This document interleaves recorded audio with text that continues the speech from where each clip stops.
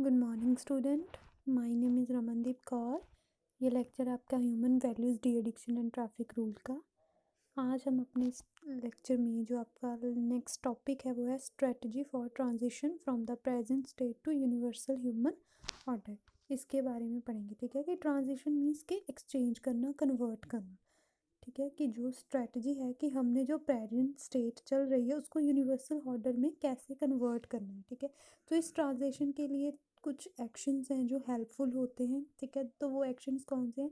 तो जो basic step है, जो बहुत ही इम्पॉर्टेंट स्टेप है ट्रांजिशन का, वो है कि हमारे पास सेल्फ एक्सप्लोरेशन के लिए जितनी नॉलेज होनी चाहिए, जितनी अंडरस्टैंडिंग होनी चाहिए वो हो। ठीक है, इट इज़ नेक्स्ट स्टेप में क्या है कि it is followed by another significant step which is develop efficient method. ठीक है, इसमें क्या है कि एफिशिएंट मेथड जो है वो डेवलप करना जो हेल्प करे सेल्फ एक्सप्लोरेशन में, है ना। सेल्फ एक्सप्लोरेशन मैंने आपको बताया कि अपने आप को जानना, है ना। हमने बहुत पहले सेल्फ एक्सप्लोरेशन का पूरा कंसेप्ट किया था, उसमें मीनिंग सेल्फ एक्सप्लोरेशन था कि हमने अपने आप को जानना है। ठीक है, तो थर्ड स्टेप में क्या है कि हमने एक्सटेंसिव वर्क करना है, जो भी है ना डायरेक्शन, सेल्फ डेवलपमेंट की डायरेक्शन के लिए जो भी रॉन्ग आइडियाज़ हैं उनको एलिमिनेट करना है, उनको निकालना है, अटेन करनी है। करेक्ट नॉलेज हमारे पास होनी चाहिए, रिकॉग्नाइज करनी है कि हमने डिफरेंट स्टेजेस पर जो हार्मनी होती है वो उसको रिकॉग्नाइज करना है और रिलीज़ करना है नॉलेज एक्चुअल लाइफ में, उस नॉलेज को हमने रिलीज़ करना है। ठीक है, नेक्स्ट क्या है कि हमारा जो कंट्रीब्यूशन है हाई लेवल ऑफ, है ना, ऑर्डर के लिए, वो बेस्ट वे है जो हमारी ग्रोथ के लिए हमें हेल्प करेगा। ठीक है, लास्ट पॉइंट इज़ कि अगर हम ट्रांजिशन के प्रोसेस को स्पीड अप करना चाहते हैं तो क्या होगा, ये ज़रूरी है कि जो मेजॉरिटी ऑफ पीपल हैं उनको, उनके बीच में एक डेवलपनेस, है ना, एक डेवलप की जाए, अवेयरनेस डेवलप की जाए। ठीक है, एक्सटेंसिव ह्यूमन एजुकेशन, है ना, उसके साथ जो है वो अनेबल हो सकेगी। ठीक है, नेक्स्ट हमारे पास जो टॉपिक है वो है at the level of individual. ठीक है, as socially and ecological responsible engineer and technologist and managers. ठीक है, तो जो प्रेजेंट का बेंचमार्क है जो अब चल रहा है उसमें नेम एंड फेम दोनों को अटेन करने के लिए बिजनेस वर्ल्ड में बिजनेस का अकाउंटेबल होना सोसाइटी की तरफ एंड इन्वायरमेंट की तरफ बहुत ही ज़रूरी है। राइट, ठीक है, उसमें ये ज़रूरी है कि हमारा जो बिजनेस है वो अकाउंटेबल हो, रिस्पॉन्सिबल हो सोसाइटी की तरफ। ठीक है, तो ये कंसीडर किया जाता है कि ये एक ट्रेंडिस्ट अप्रोच है जिसमें कॉर्पोरेट रेपुटेशन जो है वो बहुत ही इम्पॉर्टेंट होती है। ठीक है, ये अज्यूम किया जाता है सोशल एंड इकोलॉजिकल रिस्पॉन्सिबिलिटी जो है उसमें जो बिगर सबसे ज़्यादा बड़ा इशू होता है वो रेपुटेशन का होता है। ठीक है, तो ये रिस्पॉन्सिबिलिटी जो है वो कंटिन्यू की जाती है बिजनेस इन्वायरमेंट में। तो जो लायबिलिटी होती है सोसाइटी एंड इन्वायरमेंट की तरफ वो डिफरेंट डिफरेंट स्टेजेस पर होती है। तो वो फर्स्ट स्टेज जो है वो ऑन द इंजीनियर्स लेवल, ठीक है, इंजीनियर के लेवल पर। तो जो इंजीनियर है उनकी सबसे पहली प्रायोरिटी जो है, सबसे पहली पहल जो है वो सोशल रिस्पॉन्सिबिलिटी की तरफ होनी चाहिए। अपने एम्प्लॉयर के जो टारगेट है उसको छोड़कर उससे ऊपर जो है उनके लिए सोशल रिस्पॉन्सिबिलिटी होनी चाहिए। इंजीनियरिंग डिसिप्लिन जो है उससे ये एक्सपेक्ट किया जाता है ना कि वो सोशली रिस्पॉन्सिबल हो और इकोनॉमिकली फ्रेंडली मैनर में हो। ठीक है, तो इस पर्पज़ के लिए, इस पर्पज़ को अचीव करने के लिए जो डिसिप्लिन होता है इंजीनियरिंग का should grow above than the part of providing technical service से। ठीक है, उनका जो मेन डिसिप्लिन जो इंजीनियरिंग का ये होना चाहिए कि उन्होंने ग्रो करना है। ठीक है कि इससे और टेक्निकल सर्विसेज तक ही अपने आप को लिमिटेड नहीं रखना, उससे ऊपर उठकर उन्होंने जाना है। ठीक है जी, तो यहाँ पर अमलगामेशन होती है इन्वामेंटल एंड सोशल कंसर्न की इस प्रोसेस में। प्रोडक्टिव डेवलपमेंट में जितना जल्दी हो सके उतना जल्दी इसको कर लेना चाहिए। ठीक है जी, अमलगामेट इस during the teaching of future designers and design engineers. ठीक है जी, जब हम टीच करें फ्यूचर डिज़ाइनर्स एंड डिज़ाइनर करें इंजीनियर्स को। ठीक है, तो जो अवेयरनेस जो है वो सिर्फ फ्यूचर इंजीनियर के लिए ही ज़रूरी नहीं होती। तो ये जो एथिकली वैल्यू जो है वो कहाँ पर उनके डेली के करिकुलम में होनी चाहिए, उनकी स्टडी का बेसिस होना चाहिए। तो ये प्रोसेस जो होता है डिज़ाइनिंग का, ठीक है, वो complicated universal societies calls for the need of understanding. इसको हम क्या है, डिज़ाइनिंग का जो प्रोसेस होता है वो कॉम्प्लिकेटेड होता है। ठीक है जी, जिसमें डिफरेंट डिफरेंट कल्चर्स इन्वॉल्व होते हैं, ठीक है। और उनका विजन जो है ह्यूमन रिक्वायरमेंट का वो इन्वॉल्व होता है, ठीक है। नेक्स्ट हमारे पास है on the technologist level. Technologist के लेवल पर क्या है हमारे पास, ठीक है जी।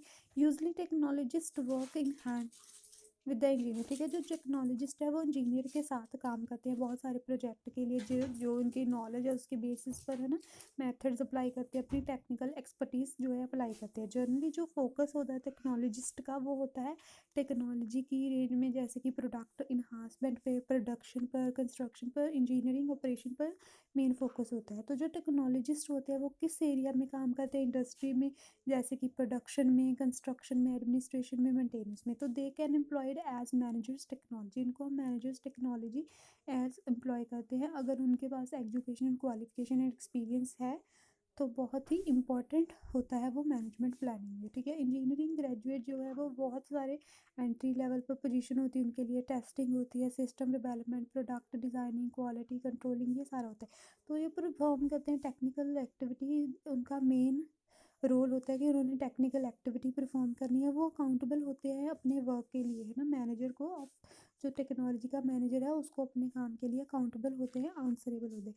तो टेक्नोलॉजिस्ट जो होते हैं वो अगर कोई भी बैड इफेक्ट आता है ना, जो उन्होंने टेक्नोलॉजी यूज़ की है या टेक्नोलॉजी की एक्टिविटी से कुछ एरर आता है तो वो आंसरेबल होते हैं। तो वो टेक्नोलॉजिस्ट जो है वो मॉरली रिस्पॉन्सिबल होते हैं कि उन्होंने जो भी उन्होंने फाइंडिंग की है, जो रिसर्च की है, उसको जनरल पब्लिक को ऑनेस्टली, ईमानदारी से रिवील करें और उनको ड्यू रिस्पेक्ट दे पीपल्स को, ठीक है जी।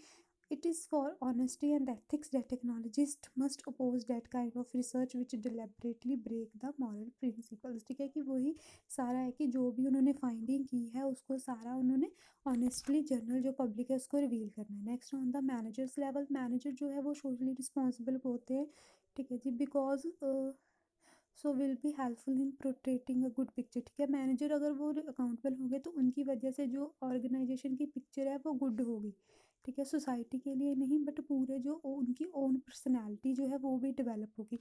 तो ऑर्गेनाइजेशनल रिसोर्स, ठीक है जी। जो ये रीज़न है जिसकी वजह से मैनेजर जो है रिस्पॉन्सिबल होंगे सोसाइटी की तरफ। फर्स्ट है organisational resources.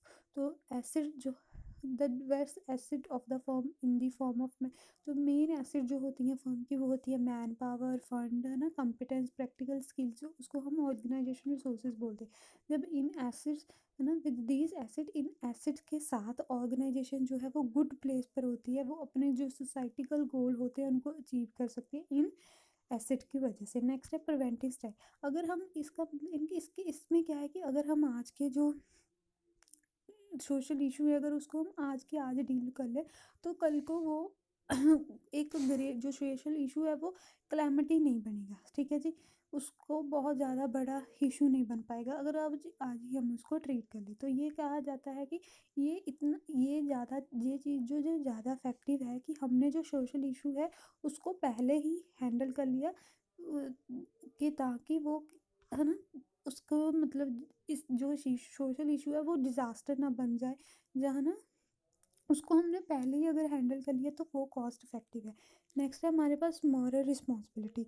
Accepting the social responsibility my managers can be called a moral responsibility in the true sense. अगर जो मैनेजर्स हैं वो सोशल रिस्पॉन्सिबिलिटी को एक्सेप्ट कर लेते हैं तो उसको ट्रू सेंस में हम मॉरल रिस्पॉन्सिबिलिटी बोलते हैं। तो ये मॉरल ड्यूटी होती है कि फर्म की कि वो हेल्प करे, है ना, इन सॉल्विंग और एलिमिनेटिंग द सोशल इशू, कि जो सोशल इशू चल रहे हैं और एलिमिनेट करें सोशल इश्यूज को। नेक्स्ट हमारे पास है at the level of society as mutually enriching institutions and organisation. People जो है वो रिस्पॉन्सिबल होते हैं कि वो परफॉर्म करें अपनी पब्लिक ड्यूटीज़ जो है सोसाइटी के लेवल पर, और उनके एक्शन जो है वो किस चीज़ के लिए हो, सिर्फ सोसाइटी की वेलफेयर के लिए हो, पूरी सोसाइटी की वेलफेयर के लिए। इसलिए जहाँ पर इक्विलिब्रियम होना चाहिए फाइनेंशियल प्रोग्रेस में और वेलफेयर, सोसाइटी की वेलफेयर में। तो जो सोशल रिस्पॉन्सिबिलिटी है उसको हम तभी अटेंड कर सकते हैं अगर वहाँ पर स्टेबिलिटी हो, स्टेबिलिटी हो इन दोनों चीज़ों में, फाइनेंशियल प्रोग्रेस एंड वेलफेयर में। तो जो कंसेप्ट है सोशल रिस्पॉन्सिबिलिटी का वो एथिकल सिस्टम पर बेस है अकॉर्डिंग टू विच जो जजमेंट है और एक्ट जो है वो मॉरल कन्फर्मेशन होती है, ठीक है जी। अगर ये अगर है ना फेल हो जाते हैं मेंटेन करने में लिए अपनी कमिटमेंट जो उन्होंने सोसाइटी की तरफ की है, तो ये चीज़ जो उसको सोशली इरिस्पॉन्सिबल माना जाएगा। तो जो मॉरल वैल्यू जो है वो हमें बताती है, हेल्प्स करती है कि हमने राइट और रॉन्ग में डिफरेंशिएट करना है। तो most of us consider social, हम लोगों में से सोशल सोशल जस्टिस को हम एज अ राइट मानते हैं, ठीक है। जो ठीक है जी, इट इज़ द रिस्पॉन्सिबिलिटी है हर एक इंडिविजुअल की कि वो वेलफेयर लेकर आए पूरी सोसाइटी में, instead bringing welfare only for an individual, सिर्फ एक इंडिविजुअल के लिए पूरी सोसाइटी के लिए लेकर आए। तो जो इंडस्ट्रीज़ हैं, कंपनीज हैं, वो फॉर्मुलेट की जाती है, ऐसे अरेंजमेंट होता है सोशल रिस्पॉन्सिबिलिटी का जो कस्टमाइज करता है एक सूटेबल इन्वायरमेंट, एटमोसफेयर, वातावरण है ना, फर्म को। तो prevention of social responsibility the firm by clearly mean that the workers and the atmosphere of the firm are considered as equal asset of the firm, ठीक है। ये सोशल रिस्पॉन्सिबिलिटी को करने के लिए, ठीक है, ये इसका मीन क्लियरली मीन यही है कि वर्कर और एटमॉस्फेयर फर्म का, उसको हमने इक्वल एसेट मानना है फर्म की। प्रिवेंशन होती है जो social responsibility in firm lead to bringing unity, prevention जो होती है सोशल रिस्पॉन्सिबिलिटी की, उससे क्या होता है फर्म में एक यूनिटी आ जाती है सोसाइटी में, ठीक है जी, सोसाइटी में एक यूनिटी आ जाती है और हेल्प करती है प्रोटेक्शन के लिए, ठीक है। तो ऑर्गेनाइजेशन जो है वो उसका अफेक्ट होता है नेचुरल पर एंड इन सोशल इन्वायरमेंट, दोनों पर उसका अफेक्ट होता है। इसलिए ऑर्गेनाइजेशन जो है उसको एथिकली रिस्पॉन्सिबल होना चाहिए, ठीक है, जो भी उसका अफेक्ट है इन्वायरमेंट पर। Because any organisation become ethically responsible like individual, it only depend upon the approach of higher management. कोई भी ऑर्गेनाइजेशन जो एथिकली रिस्पॉन्सिबल होगी वो डिपेंड करता है जो अप्रोच है हायर मैनेजमेंट जो ऑर्गेनाइजेशन की एथिकली रिस्पॉन्सिबल है कि नहीं। तो जो मॉरल रिस्पॉन्सिबिलिटी है ऑर्गेनाइजेशन की वो इंडिपेंडेंट होती है, एक्सेप्ट की जाती है मॉरल रूल्स, ठीक है जी।